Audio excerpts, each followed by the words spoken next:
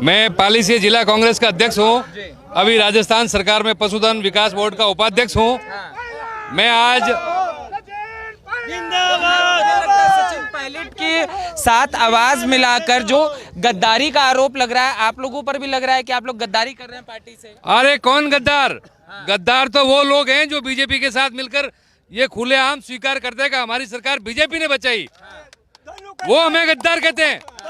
ये सचिन पायलट साहब जो है स्वर्गीय राजेश पायलट साहब के सुपुत्र हैं और राजेश पायलट संपूर्ण हिंदुस्तान के किसान नेता थे। पायलट साहब सिर्फ राजस्थान में सीमित नहीं है। और जो पायलट साहब को और पायलट साहब के समर्थकों को जो गद्दार कह रहा है वो पहले अपने गिरेबान में झांक ले। और यदि कोई राजस्थान के अंदर, हिंदुस्तान के अंदर वो हमें गद्दार साबित करना चाहता, आके हमारे सामने बहस कर ले।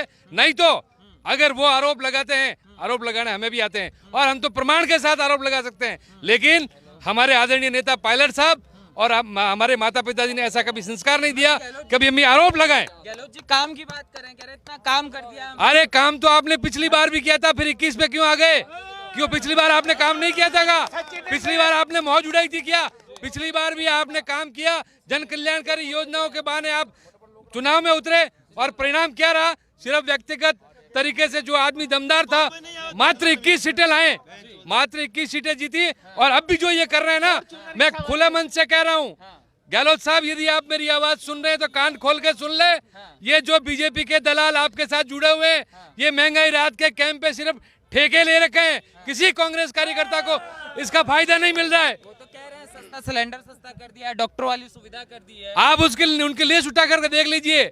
जो महंगाई राहत कैंप में जो लोग आ रहे हैं, जिनको जिम्मेदारी दी है, या तो वो बीजेपी का है या वो आरएसएस का है या वो कर्मचारी है, उनको जिम्मेदारी ले रखी है प्रदेश कांग्रेस से या अखिल भारतीय कांग्रेस कमेटी से या जिला कांग्रेस कमेटी ने कौन से कार्यकर्ता को जिम्मेदारी दी? नेतृत्व क्यों चुप है? चाहे सिंधिया वाला मामला हो, कमलनाथ को मुख्यमंत्री बना दिया जाता है मध्य प्रदेश के अंदर। यही सवाल पूछ रहा है, क्या युवा नेतृत्व से कांग्रेस शीर्ष भी डर रहा है? क्या राहुल गांधी के पैरेलल सचिन पायलट या सिंधिया खड़े होते हुए दिख रहे थे, या गहलोत जी के बेटे के पैरेलल खड़े होते हुए दिख रहे थे? यही डर पुत्र मोह सब चीज का डर बना हुआ है। मैं आपको कहता हूं, हमारे नेता आदरणीय पायलट साहब हमेशा कहते हैं जो भाग्य में लिखा है वो कोई छीन नहीं सकता और जो हमारे भाग्य में है वो कोई दे नहीं सकता।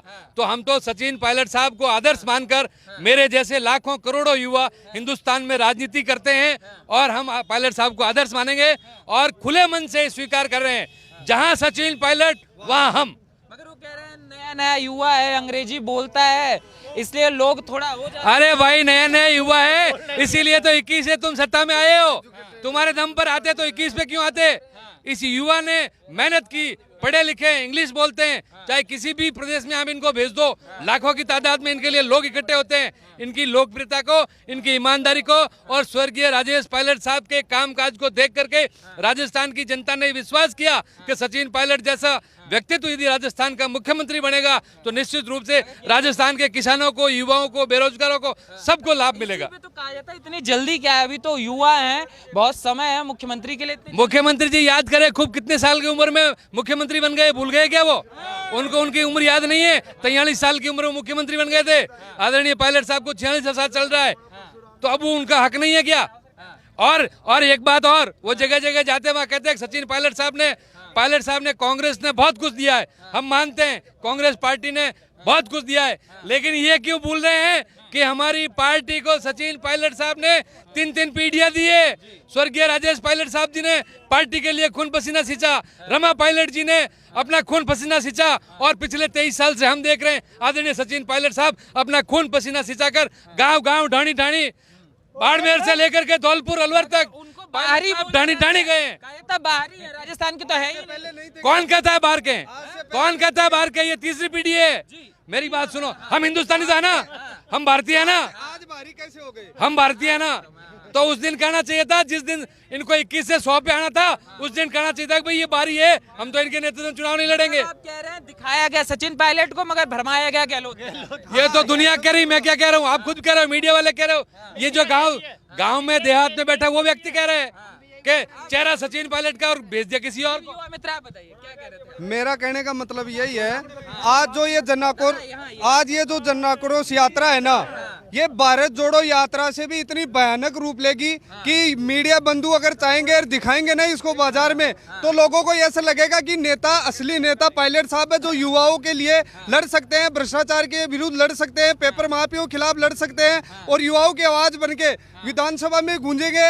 इसी प्रकार से हमारा सब ये जो जितनी भी जनता आई है इस कड़ाके तपती धूप में, युवा नेता को गद्दार बोला जा रहा है। सर ये तो कोरोना वायरस सर मैं बताऊं, काम चोर बोला सर मैं बताऊं आपको, ये अपने अपने संस्कारों की बात होती है। जैसे पायलट साहब ने ये सब सुना, उसके बाद में भी पायलट साहब ने अभी तक चुप्पी साधे हुए हैं, क्योंकि ये संस्कार में है पायलट साहब। इनको इनके माता पिता ने अच्छे संस्कार दिए। इतनी बड़ी जल्लत सहने के बाद में भी पायलट साहब पार्टी के लिए संघर्ष कर रहे हैं, पार्टी के विरुद्ध कोई भी बात कर रहे हैं। आप बताओ, पायलट साहब को बोला गया कि इन्होंने 10-10 करोड़ रुपए लिए और ये करा। आप देखो इमरान जी चौधरी साहब ने कितना पैसा अपने इस जनता के लिए दान किया है। तो ऐसे लोग, आप बता सकते हो जनता को भी कि ऐसे लोग पैसों में बिकेंगे।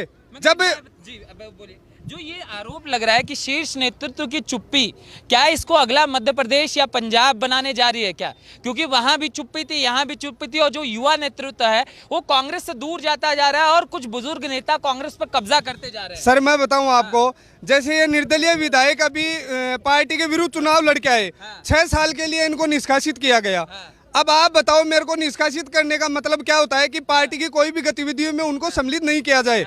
जिनको टिकट मिला था कांग्रेस पार्टी से 2018 में, उनकी आज पार्टी पृष्ठभूमि में क्या भूमिका है? ये लोग दर दर की ठोकरें खा रहे हैं। इनको किसी भी प्रकार का, कोई भी नगर पालिका हो, पंचायत समिति हो, नगर मुख्य सवाल जो है वो आप समझ, जो मैं कह रहा हूँ कि जो शीर्ष नेतृत्व है दादा, वो चुप क्यों है? चाहे मध्य प्रदेश वहां भी सिंधिया का चेहरा दिखा के कमलनाथ को मुख्यमंत्री बना दिया गया, यहाँ भी कुछ इसी तरीके का चीज हुआ कि पायलट का चेहरा दिखा के मुख्यमंत्री बना दिया गहलोत को। शीर्ष नेतृत्व तो तब भी चुप रहा, आज भी चुप है। क्यों डर लगता है? 25 तारीख मेरा एक सवाल ले लीजिए आप, रुकिए भाई। मैं आपके माध्यम से कांग्रेस पार्टी के आलाकमान और उन लोगों को कहना चाहता हूं कि सचिन पायलट सिर्फ एक कौम के नेता नहीं है, सचिन पायलट 36 कौम के हर वर्ग के नेता हैं। आज हम जो यहाँ खड़े हैं, आप इसी में इसकी समीक्षा कर लीजिए। सभी जातियों से, सभी धर्मों से, सभी वर्गों से लोग यहाँ सचिन पायलट का खुला समर्थन करने के लिए आए। मैं पदाधिकारी हूँ, मैं पूर्ण रूप से, स्पष्ट रूप से कहता हूं, मैं सचिन पायलट का कट्टर समर्थक हूं और आवश्यकता पड़ी तो सचिन पायलट के लिए प्राण भी दे सकता हूं। हम ऐसे लोग हैं, मैं जाति से राजपुरोहित हूं, मैं गुर्जर नहीं हूं।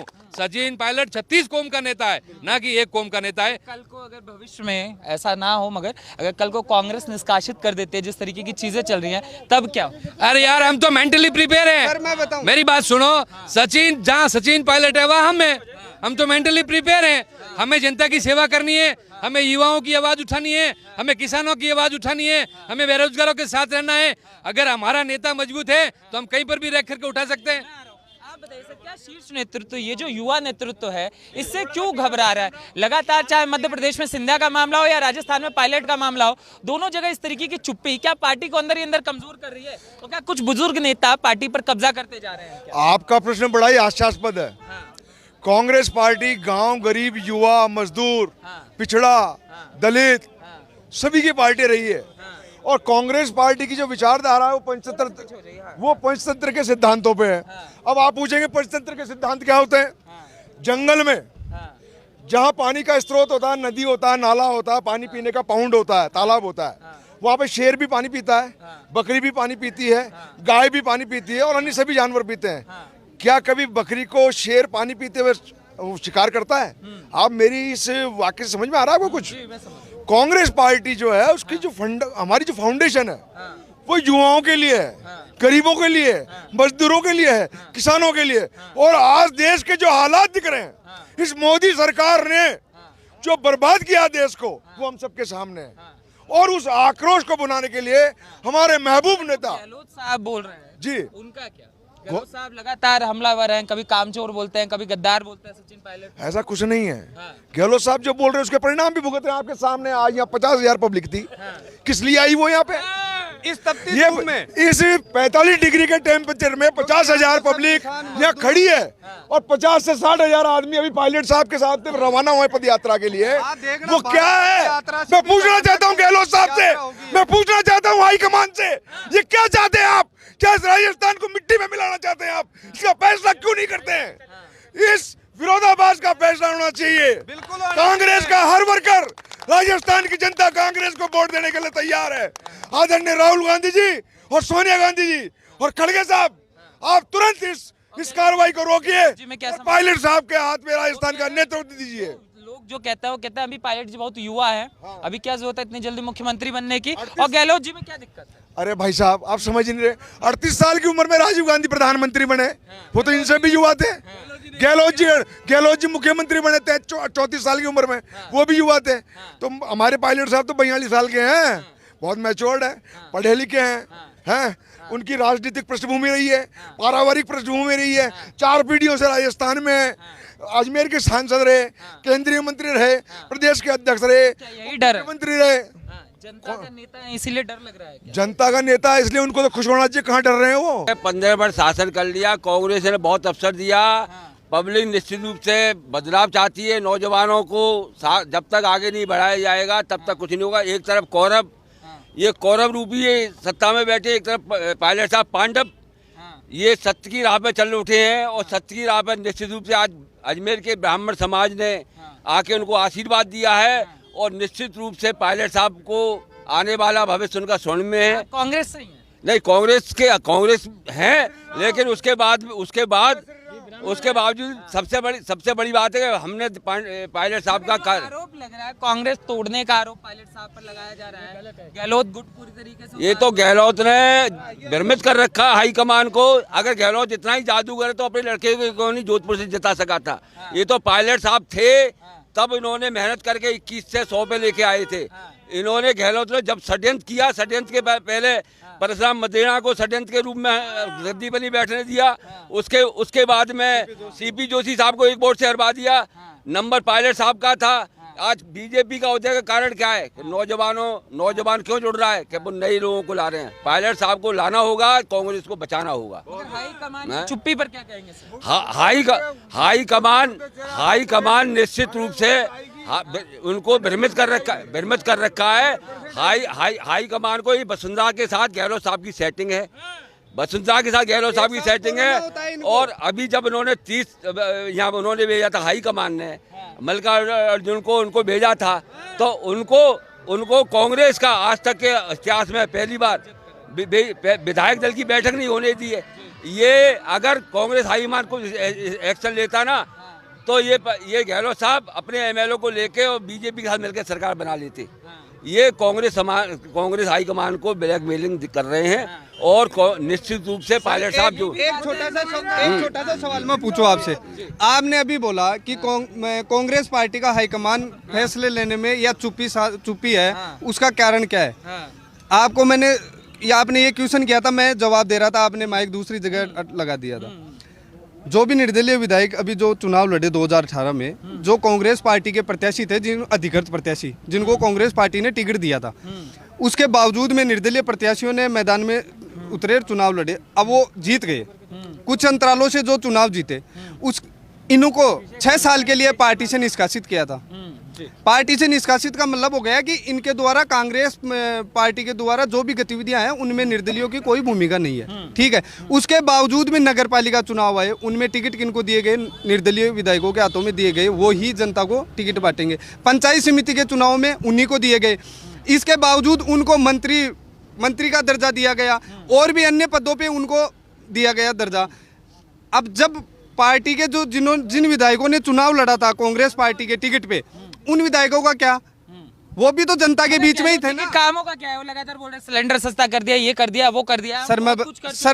हमारे कामों से सर मैं बताऊं, कोई भी कुछ सस्ता नहीं किया। गहलोत जी सब आपका लट्टू बनाना, आपका काम करना, कोई सस्ता नहीं किया। पब्लिक को मारना, गहलोत जी को पूरा पब्लिक को मारना का पूरा हालादार है गहलोत जी का। कोई नहीं, सब लट्टू बना दिया। किसान को तेल है, किसान को मूंगो कर दी, अब उनके सस्तों कर सब किसान जी का। मतलब कहा जा रहा है कि दूध उबाला किसी ने, मलाई कोई और चाट रहा है। सबसे बड़ी बात ये है, मलाई सचिन पायलट पायलट सचिन पायलट।